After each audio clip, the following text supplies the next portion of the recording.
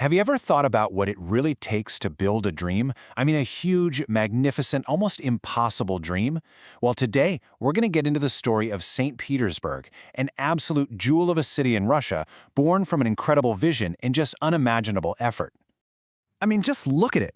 You've got these grand palaces, golden spires, elegant canals. Modern-day St. Petersburg is a totally breathtaking masterpiece. It's a global cultural center that pulls in millions of visitors every single year. It's hard to even picture it being anything else, right? Well, here's the twist. Before all the palaces and canals, this exact spot was a freezing, totally desolate marshland. Just a damp, boggy wilderness that was constantly flooding. In fact, experts at the time said building a city here, yeah, that was completely impossible. And that is the incredible story we're exploring. How on earth do you take a swamp and, against every odd, transform it into one of the grandest cities on the planet? The answer, it turns out, starts with a very powerful and, let's say, very determined ruler. So let's meet Tsar Peter the Great. This guy had a massive goal. He wanted to modernize Russia and really connect it with the rest of Europe. And to do that, he didn't just want to fix up an old city. No, he wanted to build a brand new capital, what he called a window to the west. And this wasn't just about a nice view. It was about creating a port for trade, a base for a modern navy, and basically a direct pipeline for European science, art, and new ideas to just flood into Russia. What's so wild is just how different his idea was. You see, Moscow, the old capital, was very traditional. Think winding medieval streets, really distinct Russian architecture. Peter wanted the complete opposite. He was picturing a city more like Amsterdam or Venice, a real symbol of progress. He wanted a modern, European grid with straight avenues, big open squares, and that all-important seaport right on the Baltic. But to get that seaport, he chose this spot, a freezing, swampy river delta at around 60 degrees north latitude, which is, similar to Alaska. It was cold, it was damp, and it flooded all the time. An absolute engineering nightmare. And yet, this is where Peter the Great decided he would build his dream city. Talk about sheer will over nature. Okay, so how do you even build on land that's basically mud? This next part of the story is all about incredible ingenuity, but it also comes at a pretty staggering human cost. So the soil was way too soft to hold up big, heavy stone buildings. They would have just sunk right in. The solution was brilliant, but also brutal. First, workers had to drain as much water as they possibly could. Then they took thousands upon thousands of 20-foot-long wooden poles and hammered them deep into the mud until they hit solid ground. This basically created an artificial, stable foundation that the entire city could be built on. Now, to pull this off, a massive labor force was needed. So every single year, tens of thousands of peasants and soldiers from all over the Russian Empire were forcibly sent to the construction site. They worked day and night in just unbelievably harsh conditions, all to make one man's vision a reality. And this is the dark side of that vision. The work was grueling, the tools were primitive, a lot of laborers literally had to dig the frozen earth with their bare hands. Disease, exhaustion, hunger, they were everywhere. So many workers died that the new capital earned this grim nickname, a city built on bones. This was the absolutely brutal price of Peter's grand ambition. So, with the foundations laid, literally, the focus shifted to what the city would actually look like. Peter the Great didn't just want a working port. He wanted a spectacular European capital. But, of course, there was another huge problem.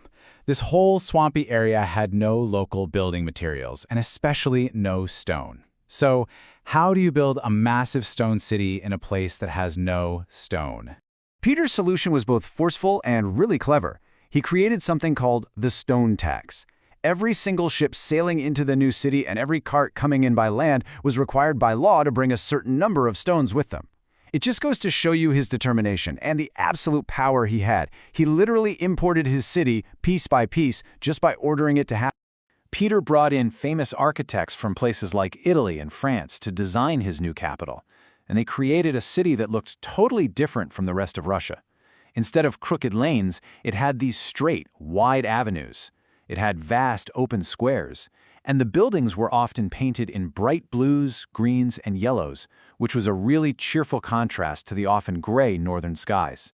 The architects used two main styles you might have heard of, Baroque and Neoclassical. To put it simply, Baroque is all about drama, grandeur, lots of ornate decoration. Think of incredibly detailed and impressive palaces. Neoclassical, on the other hand, is more inspired by ancient Greece and Rome, with elegant columns and these formal, balanced designs. Put them together, and you get the city's signature look of formal European beauty. And the very first building to go up was the Peter and Paul Fortress. Now, its first job was military. It was built to defend the new territory from Sweden. But its cathedral, which was topped with this tall, slender golden spire, quickly became the city's first iconic landmark, something you could see from miles around. As the city started to grow, it became a place of stunning beauty, sure, but also a place of incredible contrasts and really unique challenges for everyone living there, from the richest noble to the poorest worker. You really can't talk about St. Petersburg without talking about water. The huge Neva River is its main artery, and to drain all that swampy land, engineers dug a vast network of canals, which also worked as transportation routes. This whole web of rivers and canals, connecting the city's many islands with these beautiful stone bridges, is exactly why it's often called the Venice of the North. And life in the new city was a tale of two extremes. For the nobility, who were actually forced by the Tsar to move there, it was a life of building expensive palaces and going to lavish parties. But for the workers, it was a daily struggle. They lived in crowded huts, faced high food prices, and were constantly dealing with disease. It was truly a city of extreme wealth living right alongside extreme poverty. But despite the impossible odds, despite the immense human sacrifice, Peter's vision succeeded beyond anyone's wildest imagination. The city's growth was just astonishingly fast, and it secured its place in history. Just think about this timeline for a second.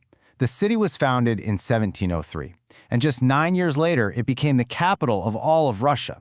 By the end of that century, it was one of the grandest cities in Europe. That is an unbelievable transformation from a muddy outpost to an imperial capital in just a few decades. And that legacy is still going strong. Today, St. Petersburg is a UNESCO World Heritage Site. It's home to world-class places like the Hermitage Museum. Peter the Great's window to the west is now a window to the entire world, a vibrant city that really stands as a monument to human determination. Which really brings us back to our final question. The story of St. Petersburg is one of vision, genius, and incredible beauty, but it's also a story of immense suffering and sacrifice. It kind of forces us to ask, what is the true price of building a dream on such a massive scale? That's something to think about long after this is over.